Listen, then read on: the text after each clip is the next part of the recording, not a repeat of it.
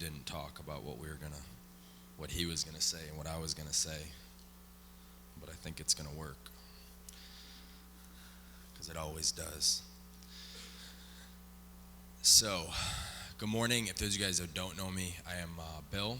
Like Gabe said, I am his brother, pastor, who we saw in the video. He is on vacation, and this is his son, his youngest son. Christy is his daughter. Noah's over there is the oldest son, and we work together as a family. So when I came into this family, I was 19 years old, and I was lost. And when I say lost, I don't even have time to tell you how lost I was. We can fill you in when the service is over. But it wasn't pretty, and I knew right away when I came into the church, and when I had first started coming, even from the first couple times I'd heard praise and worship and I heard different things, I knew there was something different about the atmosphere and about what I felt in my heart and what my experiences with life outside of the church and my poor decisions and just everything. And when I came into the church, I just knew one thing. I just became fascinated with these feelings that I felt inside of my heart and inside of my mind and inside of my body. And I knew it was something different right away. And I just kept going after it. And I just kept saying yes. And I just kept saying yes. And I just kept saying yes to different things. And the more that I began to say yes, the more God just began to just reveal different things to me inside of my life. And I just began to really feel just like I had a purpose in this world, because I remember when I was 19 years old, and I remember being broke and depressed, sitting at my parents' kitchen table, just feeling of depression. I was on probation. I was looking at jail time, and I was basically had lost my job. And I remember sitting there at that table, just feeling like, man, like I'm such a loser. Like, what am I doing with my life? What purpose does my life have? And the more that I just began just going down that road, it was just the darker and darker that road was, just as far as like just where I was going to evolve like in my life. And as a 19-year-old male, like guys have that thing inside of them, like you just want purpose, you want value, you want to feel like you're going to accomplish something, you want to know what your life is going to equate to. And that even goes all throughout your 20s and into your 30s, where just as like a man, you feel like, man, like what am I going to do? What is my purpose here on this world? What am I doing? But the more I began to say yes to God, and the more I began to position myself in places and learning who this man was, this man Jesus, the more that this thing just began to cultivate inside of me. And I began to realize, like, man, there actually is something in my life that's of value. And if it's nothing else, then, that person that was on that cross for me, that was enough to know that I'm valuable. So that's like my message here today is really, is what is on the inside. Because what is on the inside is what matters. So I'm up here today, after, basically what it's been 14 years of saying yes. But what has happened in that 14 years has cultivated me to the position that I am today, in the position to just become more alive, but even knowing that I'm at the beginning of my life. And that's my message, for you guys here today, is wherever any one of us are, we are at the beginning of the beginning. Because when I was 19, I was broke in my mind, in my spirit, and my body. Every part of me was broken. There was nothing of life and of value like coming out. But as I began to come to the church and I began to become a youth pastor with me and Christy, and we began to, Allie and Caleb are right over there. We're like our first people. We didn't even know what we were doing, but we said yes to just, teaching these teens the little bit that we knew. And now look at these guys are going over the nations and are touching people in all these different countries and Haiti and everywhere else. And like we're watching these people begin to evolve just because of they said yes, just to coming to a class that we were in, and they just continue to say yes in their own life. And then more as things began to evolve, I got involved with the House of Prayer ministry, and we got involved with all these churches from all over New England. We come together for 24 hours of praise and worship. And I remember just the feeling and the atmosphere that was set in that place, from the unity from all these different churches, black churches, white churches, Spanish churches, from all over New England coming together to pray. And I remember just being in that place and just feeling God's presence. And just when it ended, I remember cleaning up all the equipment, and we left that room. And as we left that room, I remember going back in. I was the last one to leave. And I looked into the room, and I just felt God's presence was in that place, and I felt God say to me, "Well done for gathering my sons and daughters. I'm well pleased in the decision that you've made." And I looked at that room, and I felt something that I'd never felt before. But as I continue to say yes, and I continue to travel along this journey, and I continue to, go into my life, I became a father.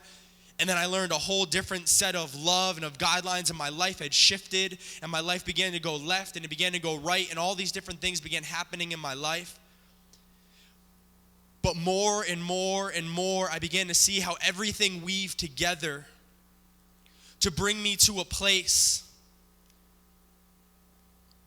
where I began to see the value inside of me, but not only that, I began to see the value inside of others.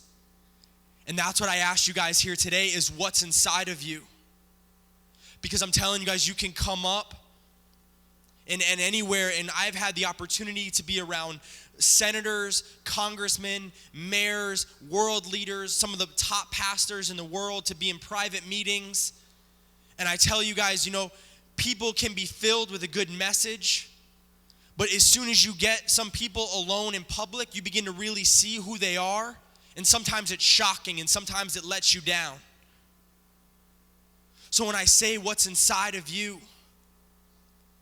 I'm almost here as a call to action, and I'm not going to keep you super late. We're going to be out of here and by like 12 o'clock, but the thing that I want you to get is that value that's inside of you. Because that's important, and I've realized this more and more as I've gone throughout my life. I've seen the more that things begin to rise up inside of me, the more I begin to see it inside of other people. Sometime to the point where I'm beginning to see it more inside of them than they even see it for themselves. And that became my prayer. God, show me what you see in people. Show me that what their value is, what they're worth, what they're calling. Show me who they are. Show me the potential that they have. Help me to see like you see them. Help me to be like you are. Help me to speak the words over them that you want spoken over them. Help me to love them like you love them. Help me to be as you are. And this became something that just began to cultivate inside of me so much that sometimes it's heartbreaking, because I begin to see things inside of people that they don't even see for themselves. And then even more began to be a cry inside of me, God, wake them up. Help them see what you see. Help them realize what they are. God, we are living in a broke generation. We have broken mindsets. We have children playing video games at 15 all the way until they're 35. People are wasting their lives. And God is a high calling for each and every one of us. And it may be different for me than it is for you. And that's okay. But the point is that we all have value. And the more I began to realize this, the more I began to pray on this, the more I began to meditate on this, I began to see that there's usually one of two things that are blocking people from understanding this and walking more in this direction and out of love and out of this thing. It's either one, it's something internal inside their hearts that's basically telling them, it's not you. You're not good enough. You're not worthy. You've made way too many mistakes. You're too old. You're too young. It's not for you. You're not called to be a world changer. You're not called to change lives. That's not you. That's for other people. Support them. Support those people. And I'm telling you guys, that is a lie from the pit of hell. And if I have to spend the rest of my life bringing down that lie, I will. Because I know, just from knowing who Jesus is, that is not true, that each one of us is here with a high calling and a high purpose. And the more that thing begins to become alive inside of me, it becomes to become alive in the people on the left and the right of me. It becomes to become alive in my children and all around me. And you begin to see that it's not only for you, but you will begin to change a generation. I just had the opportunity to go down to Kansas City last weekend. And I'm in this meeting with this man that I've always looked up to. He stands for integrity. He stands for Christian values. He stands for Christian rights. He stands for everything that's good and pure in the business that I work in. But we got alone in a meeting, and as we're in the meeting, we started the meeting, and we're praying, and we're holding hands, and I'm like, this is awesome. This guy's praying over his leadership and the people of this city. I love this, so I think I have all bets are off. Well, he hands the mic over to me, and I get started in this meeting, and I went in deep. I'm like, man, this is the best opportunity I have. All bets are off. These people are going to learn what Jesus has done in my life. Guys, I wasn't 5 minutes into that story. I had that man twitching in his seat. He was like, where is this kid going with this story? And I just went in deep with what Jesus has brought me in my life and what has happened in the Holy Spirit and how he's wrecked me to the point where I almost overdosed and where God met me and what God spoke to me and what changed in my life. And I see this guy, Brad, and he's like, oh my God, where's Bill going with this? And I'm like, and sure enough, at the end, every single person in that place is crying, including him, and we're weeping because all of a sudden we realize. And what I said to them is I said, listen, if I didn't tell you this tonight and what Jesus has done in my life, then you won't understand anything that I teach on tomorrow morning when I tell you why I become successful. If you don't understand who Jesus is to me, then you won't even understand a word I say tomorrow morning. And he left and we talked and he said, I've never seen anything like that. He said, my life is so touched. He said, you've changed me. And I said, I appreciate that. But I said, Brad, it's not about me and it's not about you. It's about the message that we have inside of us, and the calling that we have to a generation. So if I tell you guys there's one of two things, it's either if what you believe in yourself and something saying that it's not good enough or it's not for you and that blockage, or it's coming from other people, as Gabe said, who's telling you you're not good enough? Who's telling you you're not enough? Who's telling you that it's not for you? Who are the people judging you? Who are the people criticizing you? Who are the people tearing you down? Who are the people that aren't supporting you? I don't listen to those people. They don't pay my bills. They don't write my checks. They don't walk in my shoes. They don't wake up at 3:40 when I'm up. They don't live my life. You don't have permission to judge me. Let God judge me. And I live like that, and as I began to think about, God, what did you want to do today? What do you want these people to get? What do you want them to see? He dropped a story in my heart in the Bible from John. And I really feel, and I'm going to close with this, but I really feel like this is what God wanted you to see today for you, because wherever you are, whether it's inside or whether it's outside, the only thing blocking you from purpose is listening to the wrong voices and beginning to feel like, you have just lost that connection with God and lost that connection with that. No, it actually is for you and how he actually feels about you. So I'm gonna need some people. I haven't prepped anyone, so bear with me, but Rachel, can I use you for a second? Rachel's going to be my example. Chuck, can I get you? And then I need 15 guys are going to stand in front of the stage. So you guys, it's got to be, no. So you're going to stand up here in front of Rachel. Rachel, do you mind kneeling? Kneeling. Yeah. I want you guys to see how real the Bible is. And if you guys don't mind kneeling, just so the people can see and we can see this. Chuck, you're going to stand on the side of Rachel. In John, there was a story, and Jesus was preaching. And as he was preaching, there was a woman who was caught in adultery, and she was younger. It's going to be Rachel. And there was a man in the church, and he was friends with the Jewish people and the guys that were well respected in the church. And he was actually the one that took advantage of this woman. Chuck, I'm sorry, that's got to be you, but you're big, and it's gonna get the point across. Veronica, no offense. Disclaimer. And this man was respected in the church among the elders and among everybody in the church, and he took advantage of her. And in that day, that was law. She was an adulteress. She was breaking up a godly family. She was destroying relationships with all of these men down here. And they knew it.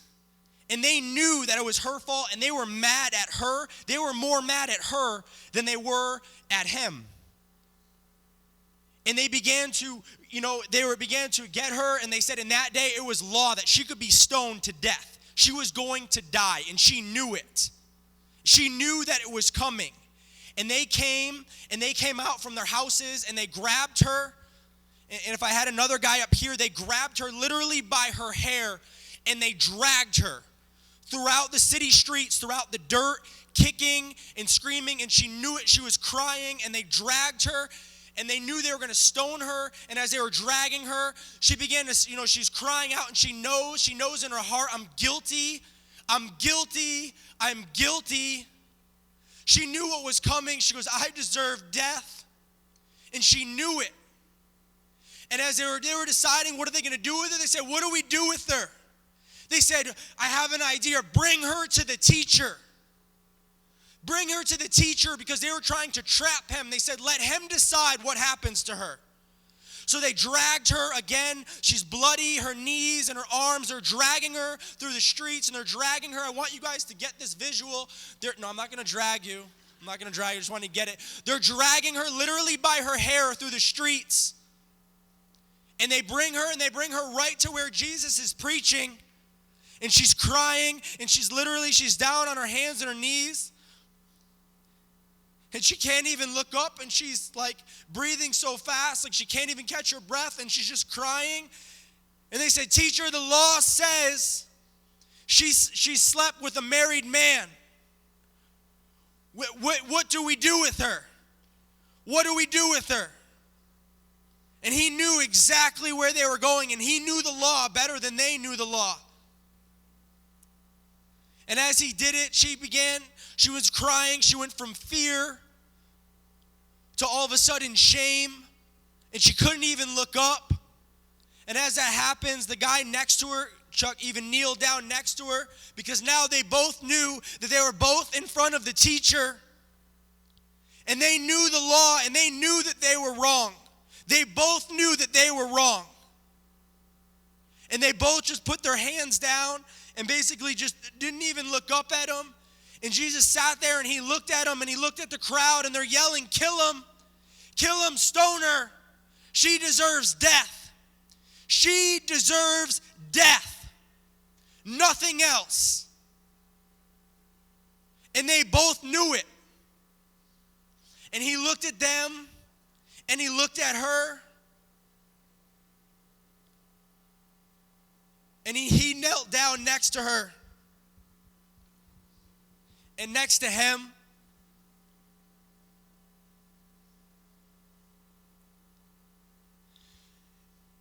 he drew a line in the sand. And he said, those of you that have not sinned, you be the one to throw the first stone. And they left, starting with the oldest. They dropped their rock. They walked away. Each one began to leave. You guys can go back. And they knew he was right.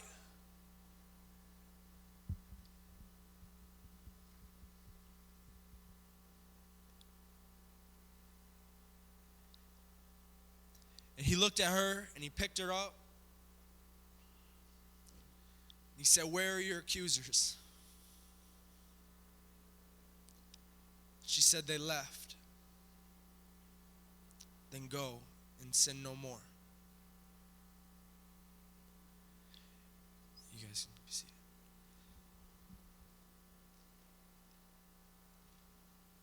It doesn't make sense. His love, it doesn't make sense. We all deserve death. We all deserve nothing. We deserve hell.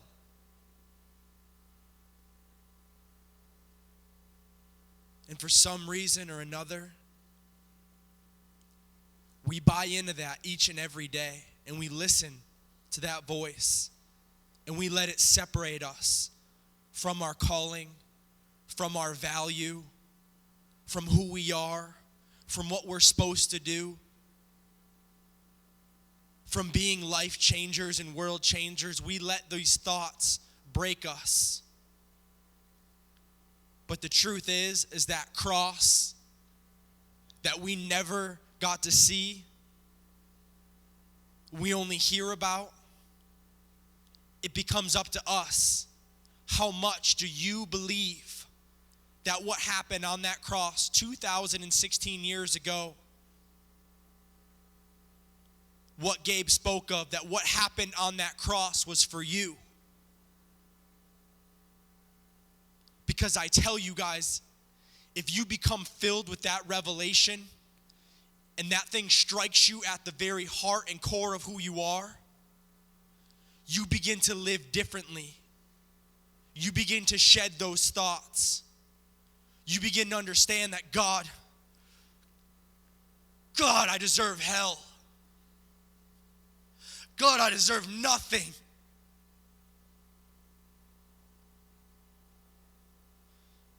And I'll never forget, in one of the lowest moments of my life, feeling so separated from him in the midst of the worst decisions of my life, God specifically spoke to me at a meeting, and he touched my heart in a way that only he could touch my heart. And I broke. And every thought that had separated me from him, all of my isolation, all of my offense, everything working against my heart, everything was broken in a moment. Because he touched my heart in only a way that he could. And I cried out and I said, God, why? Why do you even love me? How could you even love me in this, everything that I've done? How could you possibly love me? And he said, I will always love you, and I will never let you go. And those words are just as much true for every one of you as they were for me at that moment. I live my life fixated on that cross. And if there's times when I feel low and I feel broken, I run right to the cross. And there's those times I know I'm in your heart, and the older you get, the more it plays.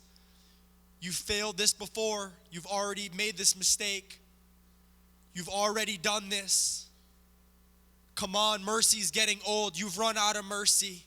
You've run out of chances. God's given up on you. I'm telling you guys today as I close with this, God's message to you today is he has never given up on you, and he never will. And that his mercy is just as much alive today as it was yesterday, as it was 10 years ago, as it was 30 years ago. But he is calling you into that higher place. So just as we close, I'm just going to go right into tithe and offerings. And tithes and offerings is an easy one for me because this is just, it's such a practical way that it's my real way to show God what he's done in my life, to give back and say, I know you're alive.